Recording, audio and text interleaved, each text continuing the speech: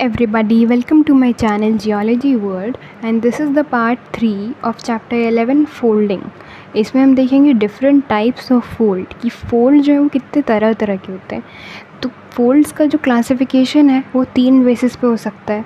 पहला तो है कि लिम्स की सिमिलैरिटी कितनी है, मतलब जो दोनों लिम्स होते हैं एक फोल्ड में वो सेम है कि नहीं, वो कितने डिफरेंट है एक दूसरे से।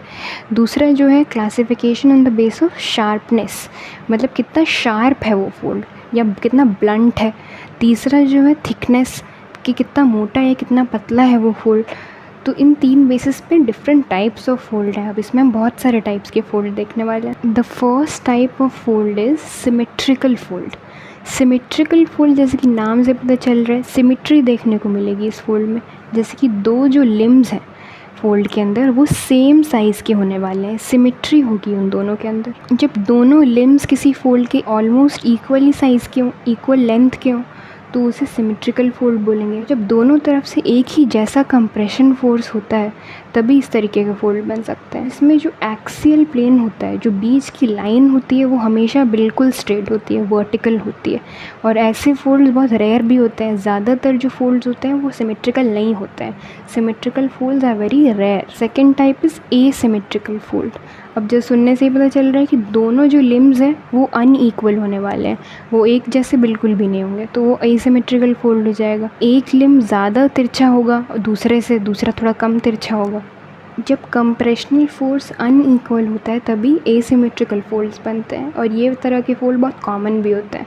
Now we see some differences between both the folds, symmetrical fold और एसिमेट्रिकल फोल्ड।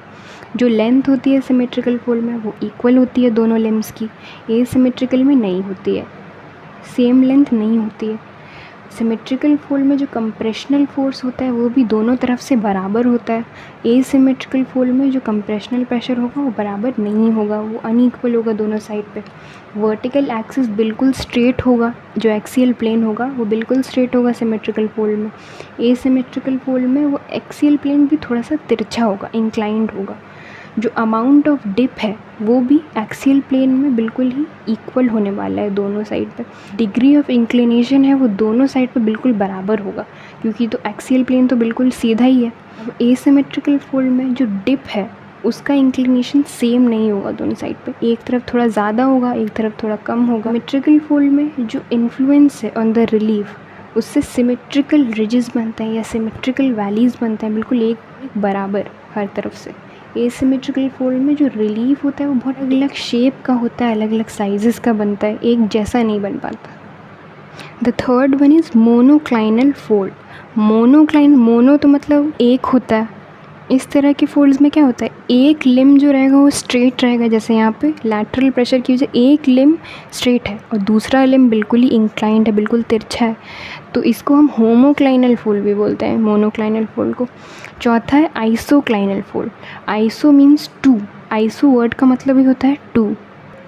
इस तरह के फोल्ड्स में जो दोनों डिप्स होंगे, दोनों साइड के डिप्स जो होंगे वो सेम ही तरीके के एंगल बनाएंगे, और जो दोनों डिप्स होंगे वो एक ही साइड के तरफ होंगे। मतलब ये नहीं कि एक फोल्ड इस तरफ है और दूसरा फोल्ड इस तरफ है, वो एक ही साइड होंगे और एक ही तरह का सिमिलर एंगल भी बनाएंगे। एक्सियल प्लेन होगा वो ज़रूरी नहीं है कि वर्टिकल हो सकता है वो तिरछा ही हो, पर एंगल जो होगा वो सेम रहने वाला है। और आइसोक्लाइनल फोल्ड का अदर नाम भी हो सकता है, दूसरा नाम पैरेलल फोल्ड भी हो सकता है। पैरेलल होते हैं क्योंकि ये, तो इसे पैरेलल फोल्ड भी बोल सकते हैं। Next is over fold. एक फोल्ड दूसरे फोल्ड के ऊपर चढ़ जाए तो उसे ओवर टर्न्ड या ओवर फोल्ड बोलेंगे। इस डायग्राम में क्या दिखा रहा है कि एक ही साइड से जो है वो प्रेशर बन रहा है, तो इसी वजह से जो फोल्ड है वो एक ही तरफ मुड़े जा रहा है, और जब ये प्रेशर बहुत ज़्यादा होगा तो ये एक दूसरे के ऊपर चढ़ भी सकते हैं, मतलब बिल्कुल इसके ऊपर ओवरलैप हो जाएगा, ये ऐसे आके चिपक जाएगा उससे। इसमें जो लिम्स होते हैं उनका डायरेक्शन तो सेम ही होता है, एक ही डायरेक्शन होता है, पर जो एंगल होता है, इनका जो डिप होता है वो सेम नहीं होता है।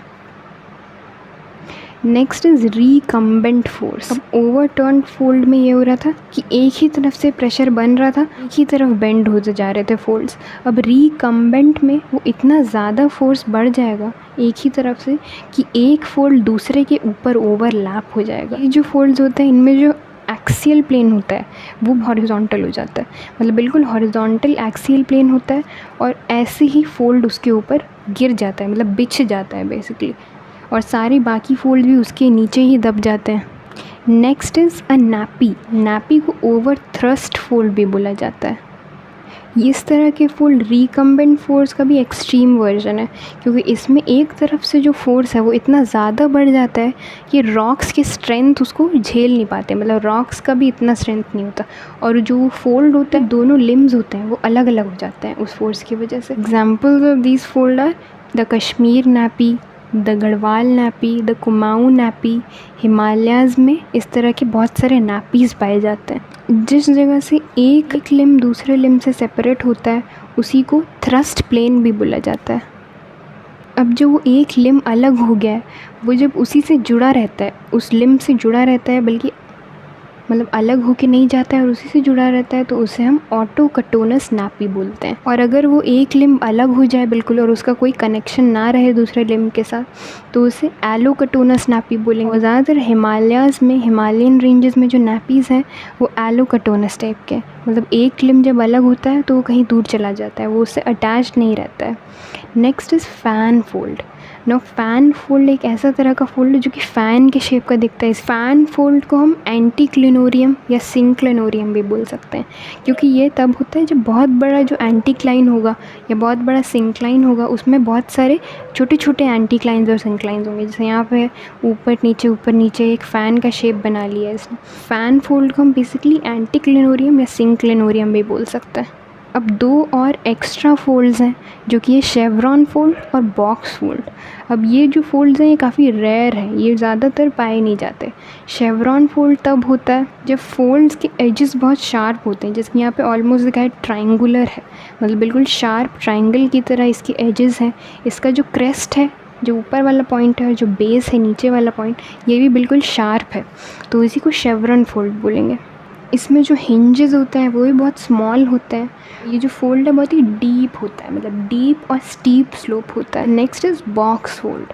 बॉक्स नाम से ही पता चल रहा है, बॉक्स के जैसा ये दिख रहा है यहाँ पे। इस फोल्ड के जो लिम्स होते हैं वो बिल्कुल वर्टिकल होते हैं, और जो क्रेस्ट होता है, जो अपर मोस्ट पार्ट होता है वो बिल्कुल फ्लैट होता है, बिल्कुल हॉरिजॉन्टल होता है, बिल्कुल किसी बॉक्स की तरह। और इनके जो हिंजेस होते हैं, यानी कि जो कॉर्नर्स होते हैं, जो बेंडिंग पार्ट्स होते हैं, ये भी बहुत ब्रॉड होते हैं, मतलब बहुत ही चौड़े और एक्सटेंसिव, मतलब स्पेस बहुत ज़्यादा लेते हैं इस तरह के फोल्ड्स।